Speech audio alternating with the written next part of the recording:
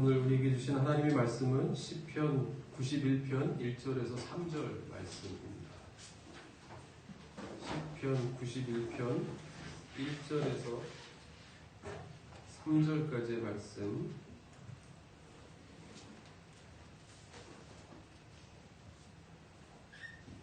제가 봉독해 드립니다. 지존자의 은밀한 곳에 거주하며 전능자의 그늘 아래 사는 자여, 나는 여호와를 향하여 말하기를 그는 나의 피난처요 나의 요새요 내가 의뢰하는 하나님이라 하리니, 이는 그가 너를 새 사냥꾼의 올무에서와 심한 전염병에서 건지실 것임이로다. 아멘. 네. 오늘도 이 말씀을 통해서 또 우리 각자에게 오늘 여기에 와서 함께 예배드리는 사람들이나 또 영상을 통해서 예배를 드리고 있는 모든 분들에게 꼭 같은 하나님의 준비하신 은혜가 충만히 채워지는 그러한 오늘 예배 시간이 다 될 수 있기를 주님의 이름으로 간절히 축복드립니다.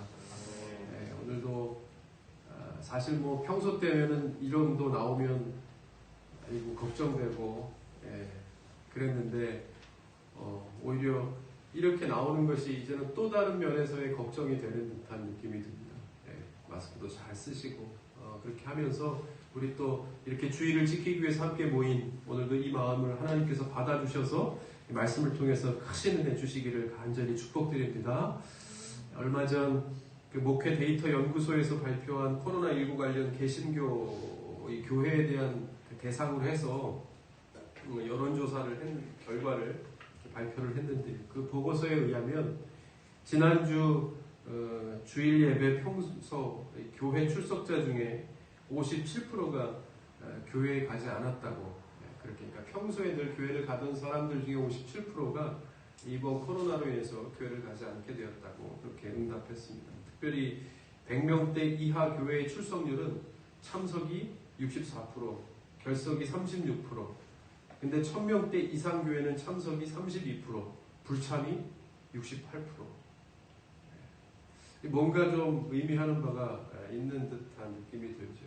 1000명대 이상의 대형 교회일수록 평소 교회 출석자 중에 거의 70%가 이 주일 예배를 불참한 것입니다. 그런데 이제 교회 안 간 교인 중에 그래도 대체 예배를 이렇게 드리는 것과 안 드리는 것이 또 중요하죠. 어떤 형식으로든지 예배를 드렸는가 하는 응답에 대해서는 다른 형식으로 예배를 드렸다 응답한 교인이 그 중에서 그래도 62%였고, 나머지 그 중에서도 32%는 전혀 예배를 드리지 않았다 하는 그러한 결과였습니다. 이런 결과를 보고 그렇게 보고서를 내면서 이 목회 데이터 연구소는 코로나 이후에 이 주일 성수의 개념이 한국교회에서 완전히 바뀌게 될 것이다 라고 아주 조심스럽게 그렇게 의견을 내놓았습니다. 코로나로 인해 아예 예배를 드리지 않는 이 40%에 대한 우려가 그대로 드러나는 결과였지요. 아시는 것처럼 한국교회는 이 주일 성수를 순교의 각오로 이렇게 지켜왔습니다. 6.25 전쟁 중에도 주일 예배는 중단되지 않았고요. 초대교회 성도들은 박해 중에도 가정이나 카타콤이나 옮겨 다니면서 비밀의 장소에서 그렇게 주일 예배는 계속되었습니다. 주일 성수는 교회의 정체성이고 자존심이었기 때문에 그렇지요. 지난 2000년 동안 전 세계에 흩어져 있던 유대인들이 자신들의 정체성을 지키는 가장 큰 힘은 바로 이 안식일을 지키는 것에 있었습니다. 지금을 살아가는 현대 그리스도인들에게도 마찬가지로 우리의 정체성은 주일을 지키는 데 있죠. 그리스도인은 주일을 거룩하게 지키고, 주님의 명령이기도 하죠. 말씀드린 것처럼 안식일을 기억하고 거룩히 지키는 것, 그것이 우리에게 대한 하나님의 명령입니다. 여러분, 가장 먼저 우리가 이해할 것은 제가 아마 지금도 몇 번에 걸쳐서 설교를 통해서 말씀드렸겠지만, 교회 공동체는 민족 공동체 일원으로서 가장 먼저 국민의 안전과 보호라는 차원의 정책에 순응하고 협조해야 하는 그 역할이 교회에게 있다는 것도 사실입니다. 그것이 가장 중요한 것이겠죠. 그래서 우리는 적극적으로 예방수칙도 잘 지키면서 또 영상 예배도 드리면서 또 가정에서 예배를 드리면서 이렇게 또 나와서 예배를 안전하게 드리고자 그렇게 노력하고 있는 것입니다.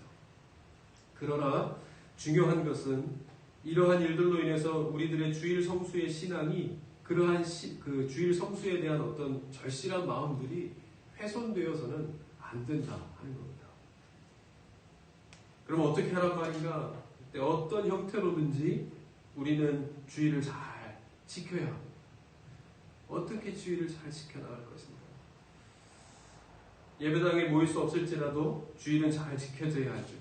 주일 성수의 의미를 보더라도 어디서 드리는가 하는 것이 중요한 것이 아니라 주일을 지키는 것이 우리의 온 마음과 정성과 뜻을 다해 하나님을 예배하는 것을 그 마음의 중심을 하나님께서 보시는 것이기 때문에 다른 어떤 것보다 우리가 주일을 잘 지키는 것, 하나님 앞에 정성된 마음으로 예배를 어떻게 드리고 있는가 하는 것에 초점이 맞추어져야 한다는 것입니다. 코로나19와 같은 일들을 통해서 우리 그리스도인들이 받는 영적인 공격은 바로 이것이라 할 수 있을 것입니다. 그래서 결국 조금 더 너그러워지고 환경이 그러하니까 지금 상황이 그러하니까 그것이 점점 나에 대해서 너그러워지게 되는 겁니다. 그리고 더 느슨하게 되고 게을러지게 되고 그러다 보면 결국 주의를 잘 지키지 않아도 하나님이 이 마음을 아실 거야 하는 생각으로 가게 되는 것입니다. 에베소서 4장 7절에 이런 말씀이 있죠. 마귀에게 틈을 주지 마라. 이렇게 말씀합니다. 2020년도를 시작하면서 나름대로 믿음에 대한 결단들이 다 있으셨을 겁니다. 금년에는 하루 한 장씩 꼭 성경을 읽을 거야. 매일 기도할 거야. 금년에는 주일을 빠지지 않고 갈 거야. 주일을 잘 지킬 거야. 찬양팀 연습에 빠지지 않을 거야. 속으로 셀 모임 금년에는 좀 열심을 다해서 한번 잘 해볼 거야. 나름대로 다 생각했는데 웬걸 이게 아닌가 생각지도 않았던 이 상황에 맞닥뜨리게 되면서 그렇지 내가 하는 일이 뭐 그렇지 야 이거 뭐 이렇게 될 수밖에 없어 하면서 점점점 내가 하고 있는 일들에 대해서 합리적으로 모든 것들이 다 이해되면서 그 결심도 무너지고 또 습관이 되어가면서 새로운 습관들이 생겨가면서 적지 않이 우리의 영적인 생활에 신앙 생활에도 적지 않은 영향을 받게 되는 것입니다. 여러분 바라기는 혹시라도 이런 때에 우리 안에 경건의 습관들이 무너지지 않게 되기를 간절히 바랍니다. 오히려 이때 자기 자신의 믿음의 상태를 잘 확인하고 그동안 교회와 동역자들이 내 연약한 믿음에 있어서 얼마나 큰 역할을 버팀목 이 도움의 역할들을 감당해 주었는지를 다시 한번 새롭게 깨달으면서 나름대로의 거룩한 습관을 어떻게 이때에 이 시기에 잘 유지해 나갈 것인가 하는 것에 대해서 우리 각자가 스스로 기도하면서 고민하고 그 과제를 풀어 나가야 할 것입니다. 그래서 오늘 말씀은 그런 하나님의 사람들을 하나님께서는 지키시고 지키시되 끝까지 보호해 주시고 지켜주신다는 약속의 말씀을 함께 나누려고 합니다. 그러니까 이 말씀을 나누는 것은 어디에서나 우리가 하나님을 향하여 드리는 모든 것이 예배이고 찬송이고 기도이고 그것을 하나님께서 기뻐 받으실 뿐만 아니라 그런 예배자들을 어디 있든지 지키신다는 것은 성경을 통해서 우리에게 주시는 하나님의 약속이라는 사실. 여러분 오늘도 아마 교회 나오시기 위해서 열심으로 준비하셨을 것입니다. 고민도 하셨을 것입니다. 가서 드려야 해, 영상으로 드려야 해. 아니신 분들도 계시겠지만 기꺼이 이 자리에 나와서 예배하는 여러분들의 마음도 아실 뿐더러 또한 나오고 싶어도 나오지 못하고 영상을 통해서 드리는 그 마음도 똑같이 하나님께서는 다 아실 것입니다. 하나님께서는 우리가 어디 있든지 이런 상황을 하나님께서는 다 아시니까 그런 느슨해지는 우리의 마음을 아신다는 것이 아니라 그러함에도 불구하고 어디에 있든지 하나님을 전심으로 간절하게 절실하게 예배하고자 하는 우리의 마음을 하나님께서는 아셔서 그런 자들이 어디에 있든지 하나님께서는 지켜주시고 지켜주시되 끝까지 지켜주신다 하는 오늘 약속의 말씀이 바로 그러한 마음으로 예배를 드리는 우리에게 주시는 하나님의 메시지 약속이다 하는 말씀을 오늘 함께 나누려고 하는 것입니다. 여러분 이 말씀을 통해 혹시 말씀드렸듯이 느슨해지고자 했던 우리의 마음을 다시 한번 동요매고 하나님은 그것을 이해하신다는 것이 아니라 어느 곳에 있든지 이 하나님을 온전한 마음으로 예배하고자 하는 우리의 마음을 하나님께서는 아셔서 그 사람들을 지키시고 힘을 주시고 또 오늘의 약속을 꼭 지켜나가시는 분이 하나님이심을 꼭 믿고 오늘도 이 말씀을 통해서 다시 한번 우리의 신앙을 점검하고 더 강건하게 한번 세워나가는 그런 은혜의 시간이 다 되실 수 있기를 바랍니다. 시편 91편 오늘 읽은 1절에 보면 이렇게 말씀합니다. 지존자의 은밀한 곳에 거주하며 전능자의 그늘 아래 사는 자여, 이렇게 말씀하죠. 여기서 지존자의 은밀한 곳에 거주하는 자라는 것은 지극히 높으신 하나님의 임재의 처소인 지성소에 거주하는 사람을 말합니다. 그러니까 이 구약 시대에는 그런 사람들 뭐라고 불렀죠? 제사장이나 무슨 레위인, 이런 사람들이 지성소에 들어가서, 성소가 있고 성소에는 들어갈 수 있지만 지성소에는 아무나 들어가는 것이 아니었죠. 제사장들이 대신 들어가서 이 예배를 드린 하나님을 직접 우리가 만날 수 없으니까. 그래서 지성소에 들어갈 수 있는 사람들이라고 하면 제사장이나 뭐 이런 레위인이라고 말할 수 있는데, 이 하나님의 성소를 여기서 말하는 이 지극히 높으신 하나님의 임재의 처소인 지성소에 거주하는 자라고 하는 이 사람은 이 레위인이나 제사장만을 이야기하는 것이 아닙니다. 여기서 말하는 것은 하나님의 성소를 사모하면서 늘 하나님과 가까이 하고자 하는 사람들, 하나님을 너무너무 사랑해서 하나님과 늘 친밀하게 교제하는 모든 성도들을 다 의미하는 것입니다. 그러니까 뭐예요? 저와요. 하나님을 너무너무나도 사모해서 이 성전에 나오고 또 성전에 못 나오더라고 하더라도 그러한 마음으로 영상을 통해서 예배하는 모든 사람들을 다 지칭하는 것입니다. 너무 여기서는 해석을 이렇게 무슨 이렇게 성소에 거하는 자 이렇게 너무 거창하게 해석하는 것 같지만, 이것이 바로 저와 여러분 그리스도인을 말하고 있는 것입니다. 고린도전서 3장 16절에 이렇게 말씀합니다. 너희는 너희가 하나님의 성전인 것과 하나님의 성령이 너희 안에 계신 것을 알지 못하느냐, 이렇게 말씀하죠. 성령이 우리 안에 계시고 그러므로 우리는 하나님의 성전이라고 그렇게 말씀합니다. 하나님께서 그 성도들이 모인 교회 안에 계속해서 말씀을 주시는 것처럼 우리는 교회이기에, 그리고 우리 안에 이미 성령께서 내주하고 계시기 때문에 하나님께서는 그 성령을 통해서 계속해서 우리에게 말씀하십니다. 그 하나님과 날마다 교통하며 그 음성을 들으려고 애쓰면서 하나님과 동행하는 삶, 그것이 바로 지존자의 은밀한 곳에 거주하는 자의 삶입니다. 이렇게 사는 은혜가 저와 여러분들에게 꼭 있기를 바랍니다. 지난번 우리가 나누었던 것처럼 양은 목자의 음성을 듣는다고 그렇게 말씀하죠. 우리가 목자 되신 우리 주님의 음성에 귀 기울여야 할 때에 사실 그때가 언제이겠습니까? 지금보다 더 그 주님의 말씀에 귀 기울이기에 정말 더 필요한 때가 언제이겠습니까? 모이기에도 힘들죠. 예전에는 그래도 일주일에 한 번 또 셀모임도 있었죠. 우리가 주중에도 모여서 함께 어떻게 해서든지, 죄송하지만 바쁜 중에 모여서 억지로라도 하나님의 말씀을 들을 수 있는 기회가 있었단 말이죠. 그러나 이제는 그것이 다 정말 그냥 합법적으로 다 모든 것들이 다 이렇게 느슨해질 수밖에 없는 이 상황이 되었을 때, 그러나 우리가 몸으로는 성전을 떠나 있으나 모여 있지 말아야 할 것은 우리가 성전이라는 것입니다. 우리 안에 이미 성령께서 계시고 어디에 있든지 성령께서는 계속해서 하나님에 대한 말씀을 우리를 통해서 주시기 원하신다는 것. 지금이 언제요? 그 말씀에 귀 기울여야 할 때이다. 귀 기울여야 할 때이다. 그래야 살 수 있습니다. 우리는 그리스도인이기, 하나님의 말씀과 하나님의 은혜가 있어야 살 수 있는 사람들이기 때문에 지금이 더더욱 그 말씀에 귀 기울여 그 말씀을 듣고 주님의 음성에 응답하는 삶을 살아야 우리가 살 수 있다는 겁니다. 오늘 1절 하반절에 보면 이렇게 말씀하죠. 전능자의 그늘 아래 사는 자여, 말씀하죠. 이 말씀은 위기 때에 이렇게 새끼를 다 이렇게 날개 아래 모아들이는 어미 이 새의 날개 그늘에 비유한 표현입니다. 하나님의 보호하심이 이러하다 하는 겁니다. 위기 때 새끼 새들을 다 모아서 이렇게 날개 품에 이렇게 품는 어미새의 마음처럼 그렇게 우리를 보호하신다 하는 겁니다. 내가 그러할 것이다.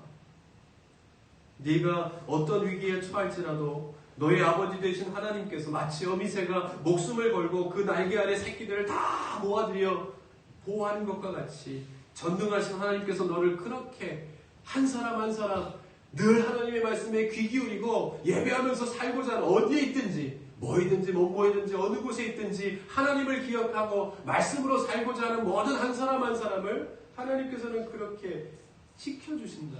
전능하신 하나님께서 너를 그렇게 보호하실 것이라 하는 약속의 말씀인 겁니다. 여러분, 지금 우리에게 필요한 은혜가 바로 이런 은혜가 아니겠습니까? 제가 며칠 전에, 얼마 전에도 서울을 다녀왔는데, 요즘 그 서울과 경기가 아주 어수선한 때 아니겠습니까? 그런데도 가보면요, 뭐 그렇다고 사람들이 안 다니는 건 아니지 않겠습니까? 다 다닙니다. 훨씬 인구도 많으니까 북적북적하게 다 다닙니다. 뉴스에서는 늘 위험하다 하지만 사람들은 다 다닙니다. 왜요? 다닐 수밖에 없죠.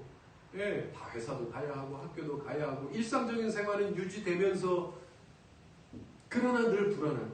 그죠? 저 사람은 걸렸고 나는 안 걸렸다. 저는 너무 또 이 위기의식을 조장하는 것은 아닙니다. 예. 그러나 그렇게 살아갈 수밖에 없는가. 그러나 우리 마음속에는 늘 이 불안한 마음들이 있는 것입니다. 그렇게 보면 할 수 있는 것이 별로 없습니다. 피해 다니고, 지난번에도 우리가 함께 나누었던 것처럼 우리가 사는 것은 어떻게 사는 거예요? 조심히 사는 겁니다. 잘 사는 것이라는 건 없는 겁니다. 우리가 사는 것은 조금 덜 고생하면서 위험을 좀 피해가면서 조심스럽게 사는 것, 그것이 바로 우리가 할 수 있는 최선의 것들이에요. 그럴 때 우리에게 필요한, 우리가 해야 할 일은 바로 이 오늘과 같은 하나님의 약속의 말씀을 그때마다 기억하면서 사는 겁니다. 이 약속의 말씀으로 인해서 우리가 어떤 상황 가운데서도 평안 가운데 살아갈 수 있게 되는 겁니다. 내가 언제 죽을까, 언제 잡혀갈까, 내가 그렇게 믿던 예수님께서 죽어 십자가에 그렇게 처참하게 죽어 가셨는데 이제 우리도 목숨을 부지할 수 없겠다. 그 어렵고 그 불안한 그때에 누가 찾아옵니까? 부활하신 예수님이 찾아오셔서 내니 두려워하지 말라 하는 그 말씀을 통해서 이 모든 불안한 모든 것들이 다 물러갑니다. 황제가 바뀐 것이 아니고, 상황이 바뀐 것이 아니고, 어떤 위대한 사람이 나타나서 그 역사를 완전히 바꿔놓은 것이 아니라, 그들이 믿던 예수 그리스도가 부활하여 나타나신 그 주님의 그 하나의 음성을 통해서 그 제자들은 모든 불안이 다 없어집니다.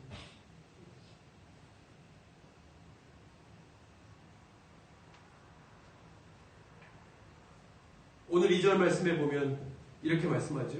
나는 여호와를 향하여 말하기를 그는 나의 피난처요 나의 요새요 내가 의뢰하는 하나님이라 하리니. 아멘. 이것이 하나님과 교제하면서 전능자의 그늘 아래서 사는 사람, 이 살아본 사람만이 고백할 수 있는 고백입니다. 하나님밖에 없더라. 우리가 얼마나 세상에서 세상 방법과 다른 채우려고 하는 많은 것들을 다 헤매어 보셨습니까? 다 찾아봤죠. 그러나 결국에는 하나님밖에 없더라. 그러면서 이어서 3절에 이렇게 고백합니다. 이는 그가 너를 새 사냥꾼의 올무에서와 심한 전염병에서 건지실 것임이로다. 아멘. 여기서 보면 처음에는 나의 피난처요, 나의 요새요, 내가 의뢰하는 하나님이라 이렇게 얘기하다가요, 눈여겨 한번 보시면 여기에서는 그가 너를 새 사냥꾼의 올무에서 와 이렇게 얘기합니다. 그러니까 나의 하나님에서 너의 하나님으로 바뀌는 것을 볼 수 있죠. 이거 뭡니까? 나뿐만이 아니라 너도 건지시는 하나님이시라. 나뿐 우리 모두를 다 기억하셔서. 여기서의 너는 하나님을 의지하는 모든 사람을 말합니다. 나뿐만이 아니라 나보다 더 간절하게 하나님을 의지하는 사람이 있다고 하면 포기하거나 실망하지 말라. 하나님께서 다심으로 나를 건지시고 내가 이렇게 고백하는 하나님께서 너의 하나님이 되어주실 것입니다. 하는 믿음의 고백인 거죠. 어떠한 형편에든지 하나님을 의지하고 의존하는 모든 사람들은 그 하나님의 보호하심 아래 안전하고 평안한 삶을 살 수 있다는 고백하고 있는 것입니다. 특히 여기서 보면 전염병이라고 말했죠. 이 심한 전염병에서 건지실 것입니다. 예전에 얼마나 극복할 수 없는 심한 병들이 많았겠습니까? 질병들이. 새로운 이 영역을 이렇게 개척해가고 이렇게 차지해 갈 때마다 풍토병이나 해결할 수 없는 얼마나 많은 질병들이 있었겠는가 하는 거예요. 지금은 아닌가요? 지금은 의학이 발달하고 과학이 많이 발달하고 했다고 하지만 지금은 아닌가 말이죠. 마찬가지입니다. 그렇게 볼 때 그때만 하나님이 필요하고 지금은 하나님이 필요치 않겠습니까? 마찬가지죠. 현대를 살아가는 우리에게도 분명히 하나님의 은혜가 필요하다는 것을 인정해야 한다. 여기서 심한 전염병, 우리가 살면서 만날 수 있는 모든 질병으로부터도 지키실 분은 하나님이시라 하는 거예요. 출애굽기 15장 26절에서 하나님께서는 이와 같은 약속을 주십니다. 한번 같이 그래도 조용한 목소리로 같이 한번 읽을까요? 시작.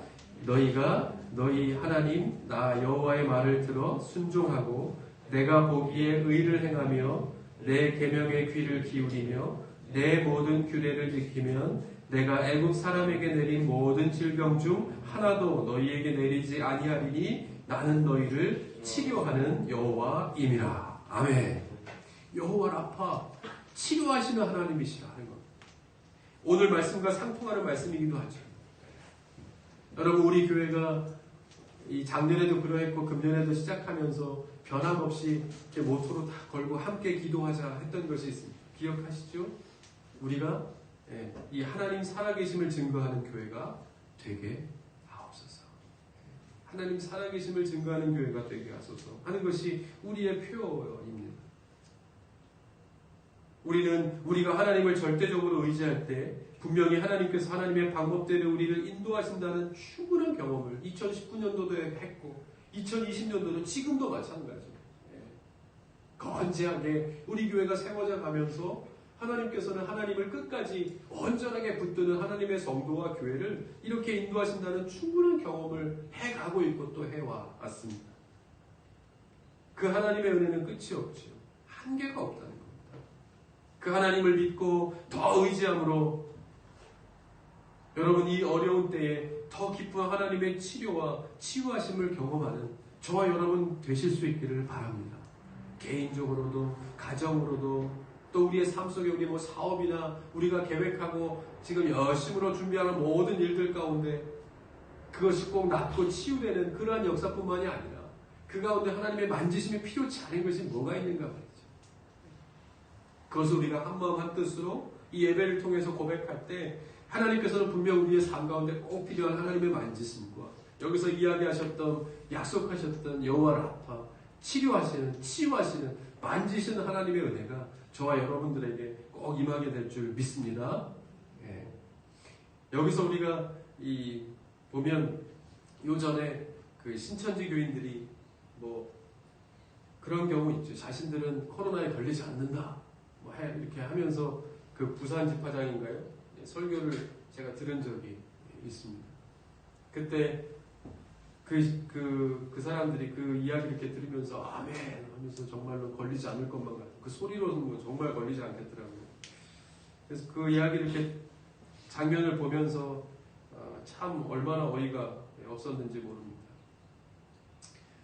그런 신천지들은 그것을 정말 믿고 뭐 마스크도 안 쓰고 밀집된 장소에서 예배를 드리고 했는지 모르겠지만 그것으로 인해서 얼마나 많은 사람들이 어려움을 겪고 국가적인 손해를 얻었는지 모릅니다. 여러분 우리가 알아야 할 것은 이 신천지도 똑같이 이 말씀에 대해서 우리가 이야기했던 오늘 말씀에 뭐 치료하시는 하나님, 그죠? 능력의 하나님에 대해서 몰랐겠습니까? 오히려 성경 열심히 공부하니까 더 우리보다 훨씬 더 이 말씀에 대해서 잘 알았을 것입니다. 그러나 차이는 뭐죠? 신천지는 하나님을 믿지 않아요. 다른 하나님을 믿죠. 그 말씀을 알고 있었는지 몰라도 다른 하나님을 믿기 때문에 그 말씀의 능력을 당연히 경험할 수 없는 것입니다. 우리가 믿는 하나님과는 다른 하나님이기 때문에 그러므로 그 신앙은 자기들 중심적일 수밖에 없죠. 그래서 세상이 어떻게 되든 사람들이 어떻게 되든 관심이 없는 것.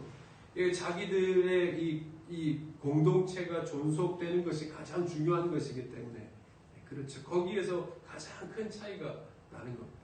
그러므로 아무리 믿음이 좋아도요, 성경에 근거하지 않고, 여러분 성경에서 근거하지 않고, 이 하나님의 영광을 드러내지 않는 그러한 자기 중심적인 믿음은 가짜 믿음입니다. 이것을 잘 분별할 수 있어야 합니다. 이번에 신천지가 그렇게 많이 알려졌지만 세상 사람들은 잘 모를 것입니다. 뭐 이단이 뭐고 뭐 조금 잘못됐나? 그들이 믿는 하나님과 조금 다른 것인가? 하는 정도는 알 수 있을지 모르겠지만 교회도 워낙 뭐 이렇게 사건 사고에 많이 등장하는 교회들과 비교해 봤을 때 세상 사람들이 볼 때는 거기서 거기. 그래서 지금과 같은 상황 속에서 계속 교회에 가려고 하고 모이려고 하고 주의를 지키려고 하면 할수록 교회는 어떻게 되겠어요? 어렵게 된다는 거죠. 참 아이러니한 문제들이 우리가 심각하게 기도하면서 함께 정말로 연구해 보아야 할 문제들이 어떤 성도님이 말씀하시더라고요. 집에서 성경책을 들고 주일날 나오는데 아랫집에 눈치가 보이더래요. 그렇지 않겠는가 말이죠. 이제는 이런 시대가 되었다고 하면 이것이 바로 현대사회의 어떻게 보면 새로운 핍박이죠. 야, 우리가 사는 이 세상에 종교적인 자유가 있고 우리가 자유롭게 믿고 안 믿고 다 우리가 알아서 하는 것인데 무슨 핍박이 있었겠는가 하겠는데 생각지도 못했던 이런 일들로 인해서 우리가 정말로 더 절실한, 어떻게 보면 더 절실한 신앙을 한번 경험하고 있게 되는지도 모릅니다. 이것이 현대사회에 우리에게 주어지는 핍박일 수 있죠. 여러분, 이럴 때 흔들림 없이 더 굳건하게 우리의 믿음을 지켜야 합니다. 우리가 더 열심히 복음에 근거하여 영혼을 위한, 세상 구원을 위한 참된 신앙생활을 통해서 우리의 신앙이 참된 신앙임을 스스로 증명하는 것밖에는 방법이 없다 하는 겁니다. 우리가 살아가는 그 영역에서, 우리가 일하는 그 사회적인 영역에서, 우리가 하나님을 섬기고 예배하는 이 교회적인 이 지역의 많은 사람들이 볼 때에도 마찬가지로 우리가 스스로 우리가 이만큼 믿는 사람으로서 이렇게 많은 사람들에게 보여질 수 있는, 도움을 줄 수 있는 그러한 신앙생활을 하고 있다는 것을 우리가 스스로 증명하는 방법밖에는 없다 하는 겁니다. 예전에 세월호 때도 그랬지 않습니까? 구원파로 인해서 정통교회들이 오히려 그것이 알려짐으로 인해서 도움을 얻은 것이 아니라 또 어려움을 겪는 사례도 많이 있었죠. 그런 것처럼 이제는 시대적으로 우리가 무엇을 해서가 아니라 그냥 가만히 있어도 예수 믿는 것이 어려운 시대가 되었습니다. 이럴 때 우리가 해야 할 일은, 우리가 할 수 있는 일은 무엇이겠습니까?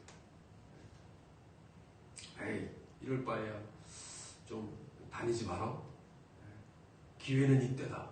아까 우리가 퍼센테이지로 본 것처럼 얼마나 많은 사람들이 아주 합법적으로 교회를 빠지면서 신앙생활에서 점점 멀어져 가는지 모릅니다. 또 어떤 형식으로든지 교회를 이렇게 비판하던 모든 사람들이 더 그 마음이 굳게 닫혀버리는 그러한 때가 되기도 하죠.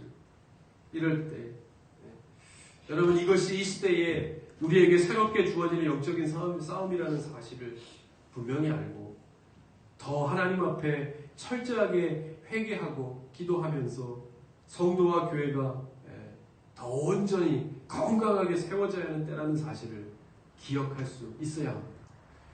로마서 1장 16절에 이렇게 말씀합니다. 내가 복음을 부끄러워하지 아니하노니 이 복음은 모든 믿는 자들에게 구원을 주시는 하나님의 능력이 됨이라. 아멘. 복음은 부끄러웠던, 지금까지의 모든 역사 가운데 복음이 부끄러웠던 때가 없었다는 겁니다. 모든 사람들이 그 복음을 받음으로 인해서 이 복음은 능력이라고 하는 사실을 다 고백할 수 있을 정도의 이 복음을 우리에게 너무나도 가치 있는 것이라는 사실을 이 말씀을 통해서 우리에게 가르쳐주고 있는 겁니다. 근데 사탄은 자꾸 우리의 모습을 부끄럽게 합니다. 초라하게 만든, 오히려 성경을 들고 다니는 것이, 교회를 가는 것이 점점 다른 사람의 이 눈에 신경을 써야 되는, 생각지도 않았던 일들로 인해서 우리가 신앙생활에 어려움을 겪게 되는 때가 되는 것입니다. 그래서 믿음 생활 자체가 뭔가 잘못된 것인가, 소극적으로 점점 이렇게 너그러워지고 그렇게 되는 것입니다. 여러분, 이때에 부탁드리건대 이때 우리의 자신의 믿음을 더 잘 지킬 수 있어야 합니다. 그래서 말씀처럼 틈을 주지 말고 이때에 더 견고하게 믿음이 세워지는 기회가 교회이든지 내가 있는 곳이 사회이든지 가정이든지 어느 곳에 있든지 내 자신의 믿음이 하나님께 대하여 견고한 믿음으로 잘 세워져 갈 수 있도록 함께 노력해야 할 것입니다. 결론적으로 중요한 것은 하나님의 이 약속을 믿는 것입니다. 이 약속은 하나님의 어떤 시대이든지 하나님을 믿는 백성들을 구원하신 하나님의 언약이고 지키신 하나님의 약속일 뿐만 아니라 이렇게 현대 우리가 생각지 못했던 상황 가운데서 그래도 하나님을 믿고 살아가고자 하는 모든 성도들에 대한 하나님의 약속이기 때문입니다. 이 약속이 어떤 약속인가 기억하고 오늘도 아니 일주일 또 앞으로 살아가면서 어떻게 상황이 또 어떻게 변화되어지고 바뀔지 모르겠지만 그것과는 상관없이 다시 한번 새롭게 주어진 이 상황 속에서 우리를 늘 지키시고 변함없이 함께 하시는 하나님, 그 하나님을 기억하고 그 약속을 붙드는 은혜가 저와 여러분들에게 꼭 있기를 주님의 이름으로 간절히 축복드립니다. 여러분, 우리가 지금 해야 할 일은 뭐예요? 그 하나님을 더 간절하게, 약속을 주신 그 하나님을 더 간절하게 믿는 것입니다. 한 가지 말씀만, 한 가지 성경의 말씀만 드리면서 마치도록 하죠. 사무엘상 20장 12절부터의 말씀을 보면 여러분 여러분들도 뭐 다 아시고 다윗과 요나단의 아주 아름다운 우정의 이야기가 나옵니다. 그 브로맨스라고 그러나요?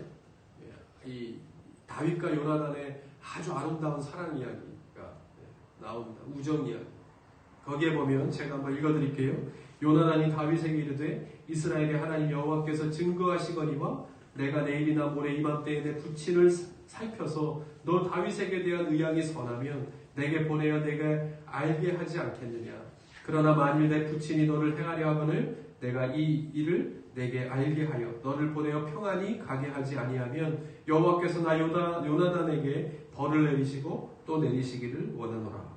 여호와께서 내 부친과 함께 하신 것 같이 너와 함께 하시기를 원하노니 너는 나의 사는 날 동안에 여호와의 인자를 내게 베풀어서 나로 죽지 않게 할 뿐 아니라 여호와께서 너 다윗의 대적들을 지면에서 다 끊어버리신 때에도 너는 내 인자를 내 집에서 영영히 끊어버리지 말라 하고 이에 요나단이 다윗의 집과 언약하기를 여호와께서는 다윗의 대적들을 치실지어다 하니라. 요나단이 다윗을 사랑함으로 그로 다시 맹세케 하였으니 이는 자기 생명을 사랑함 같이 그를 사랑함이었더라. 아멘.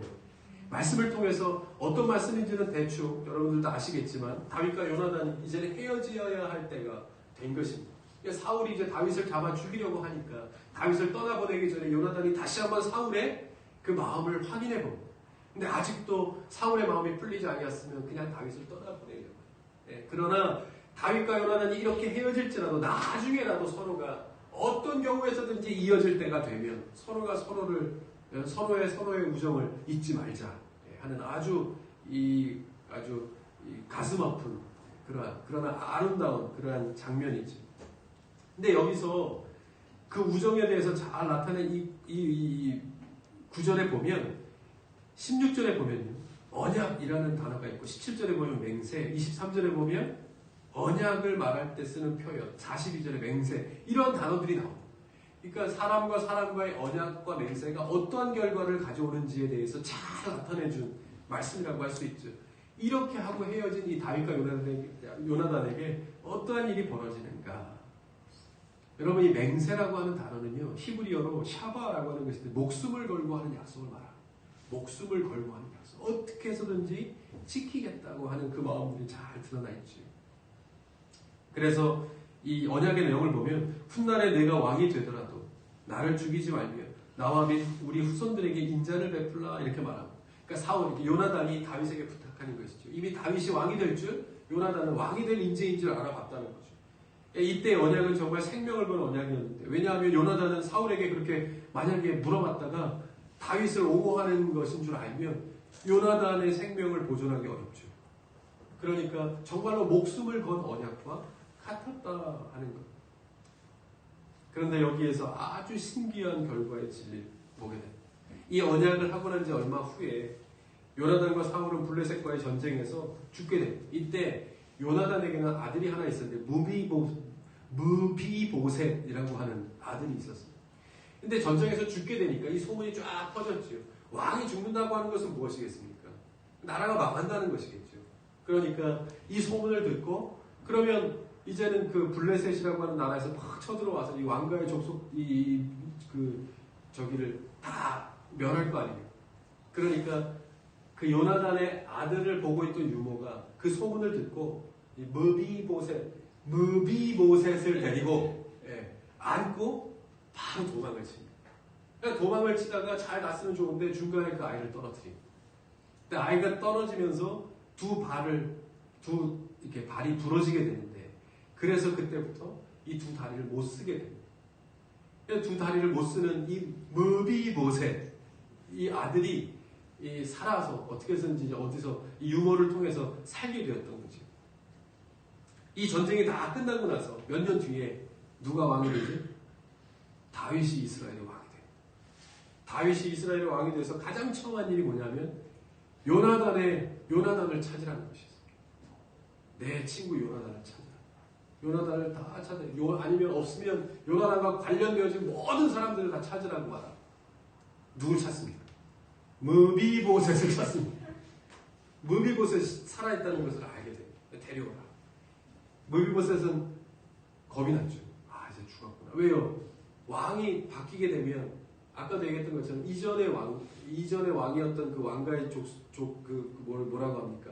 그 가족들을 다 멸하는 것이 이전에도 다 그렇게 해왔던 것인데 그래서 이제 나는 죽었구나 생각했는데 웬걸 다윗이 무비보셋을 찾아 안고 꺼이꺼이 울면서 이렇게 선포합니다. 오늘부터 사울의 모든 개인 소유는 무비보셋의 소유이며 그리고 무비보셋은 나의 아들들과 함께 왕의 식탁에서 식사를 할 것이다. 이렇게 선포합니다. 이 모든 것은 다 뭐예요? 이전에 요나단과 맺었던 그 언약 그것 때문인 것입니다. 이 무비보셋은 죽어야 마땅한 것인데 그 언약을 통해서 은혜를 경험하게 되는 거죠. 여러분 이게 은혜가 아니고 뭐예요? 이것이 바로 하나님께서 우리를 극진히 사랑하셔서 그 언약을 지켜 우리를 구원하시고 생명을 주시기까지 사랑하신다라고 하는 그 하나님 사랑에 대한 예표이기도 합니다. 그렇게 사람과 사람과의 목숨을 건 약속도 지키는데 이미 예수 그리스도를 주시기까지 우리를 사랑하신다라고 말씀하신 하나님께서 우리에게 대한 사랑의 약속을, 은혜의 약속을 지키시지 않겠는가 하는 겁니다. 그러므로 뭐예요? 우리는 그 전능자의 그늘 아래 있어야 사는 사람들, 그렇게 지키시기를 원하시는 하나님의 말씀에 귀 기울여 오늘도 살아갈 때 상황에 상관없이 시대적인 그런 환경에 상관없이 하나님께서 우리의 하나님을 찾는 사람들을 예배하는 사람들을 어떻게 해요? 이렇게 지키신다 하는 것이 믿으십니까? 네, 우리가 이 믿음으로 살 때 여러분 매일매일 우리의 상황들이 어떻게 바뀔지 모르겠지만 그러한 상황 가운데서도 우리를 그래도 선한 길, 복된 길, 좋은 길로 인도하여 주셔서 하나님의 계획하신 바대로 나아가게 하시는 하나님의 은혜를 경험하면서 사는 오늘도 그렇게 온 마음과 뜻과 정성을 다해 하나님을 찾는 사람들을 그렇게 끝까지 지키시는 하나님의 은혜를 오늘 우리 각자에게 다 주실 줄 믿습니다. 그 은혜를 가지고 일주일 동안도 우리의 삶의 자리에서 늘 승리하는 삶 사는 저와 여러분 다 되실 수 있기를 바랍니다. 아멘. 우리 그 마음으로 함께 한번 기도했으면 좋겠습니다. 예. 참 어떻게 보면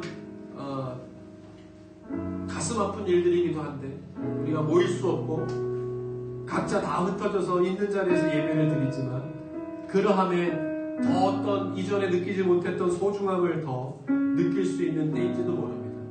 오히려 감사하면서 하나님 이렇게 우리의 마음을 가난하게 하셔서 더 우리에게 주어진 환경이 얼마나 감사한 일인지를 깨닫게 하시고 더 하나님 앞에 절실하게 나아갈 수 있게 하시니 감사합니다. 무언가를 의지하여서 세워졌던 믿음이 아니라 이제는 내가 하나님을 더 절실하게 찾고 하나님을 붙들고 하나님을 기억하고 내 속에서 말씀하시는 하나님의 그 음성 가운데 귀 기울여 늘 매일매일 상황이 어떠하든지 있는 곳에서 주님과 함께 동행하면서 살 내가 될 수 있도록 주님 인도하여 주시옵소서. 그것이 하나님께서 변함없이 내게 말씀하셨던 하나님의 약속이오니 내가 그것을 붙들 수 있게 하시고, 그래서 그 약속대로 정말로 죽을 처지에서도 다시 한번 사는 은혜를 맛보았던 무비보셋처럼 나를 향하신 하나님의 약속을 다시 한번 붙들어 어떠한 상황 가운데서도 하나님의 사람들, 하나님의 교회를 세워줘서 이 시대에 하나님께서 맡겨주신 역할을 잘 감당해 나아가는 주님의 성도들 되게 하여 주시옵소서. 우리 같이 한번 우리의 마음속에 하나님을 향하여 드리고자 했던 기도의 제목들을 기억하면서 함께 한번 주여 고백하고 우리의 삶을 주님 앞에 드리면서 함께 한번 기도하십시다. 같이 기도합니다. 주여, 주님 부르십니다. 하나님, 오늘도 우리가 주님 앞에 나아갑니다. 매일매일 하나님 앞에 예배하는 삶이고 하나님 앞에 기도하는 삶이 되어졌는데 우리가 잊고 살았습니다. 하나님, 이 오히려 우리의 마음을 가난하게 하셔서 하나님을 기쁘시고 살아가는 이유가 분명히 될 것입니다. 하나님, 이 대한민국을 더욱더 부르게 하시고 하나님을 더 살게 하시고 하나님 앞에 기도하게 하시고 하나님을 찬송하는 성도들이 되게 하여 주셔서 어디 있든지 우리가 한 사람 한 사람이 우리 하나님의 교회로 성도를 세워주시옵소서. 하나님 하여 주시기 원합니다.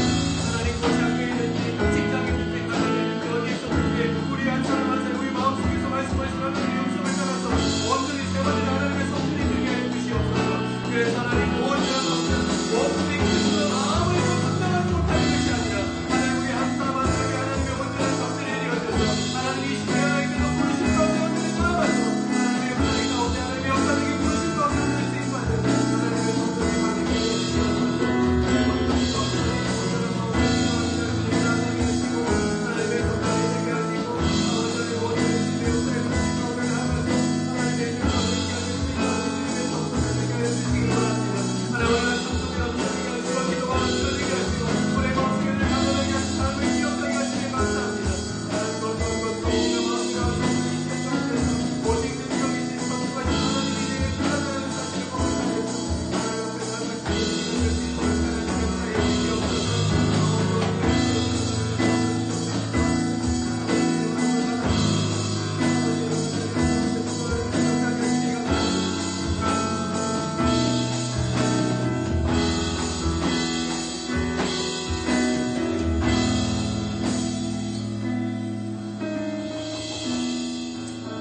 하나님,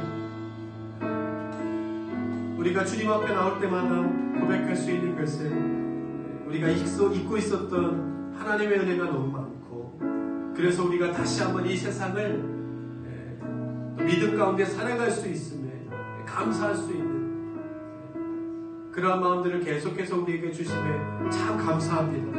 여러 가지 어려운 여건 가운데서 우리가 모이지 못하고 또 있는 자리에서 하나님을 예배하지만 오히려 그래서 우리의 마음이 가난하게 되어 이전에 우리에게 주셨던 하나님의 은혜가 얼마나 감사하고 복된 것인지 다시 한번 기억하면서 다시 한번 나아갈 수 있게 하시니 참 감사합니다. 그러한 마음으로 있는 곳에서 하나님의 성전이 되어 하나님의 거룩한 뜻을 세워가기에 부족함이 없는 주님의 성도들이 다 되게 하여 주시옵소서. 보지 못하고 또 듣지 못하는 그런 목소리들과 얼굴들이 있을지라도 하나님 어디 있든지 하나님께서 눈동자와 같이 지키시고 머리털을 새심과 같이 함께 하신다라고 말씀하신 하나님의 약속이 있을진데 멋짐이 커서 하나님의 사역들을 감당하지 못하는 것이 아니라 우리 한 사람 한 사람이 하나님의 성전이 되어져서 있는 곳에서 하나님의 거룩한 뜻을 잘 이룬 일 쓰임받을 수 있다면 그것이 역사적인 흐름 가운데 부르심 가운데 더 응답하며 나아가는 하나님의 기쁨의 교회가 될 수 있을 줄 믿습니다.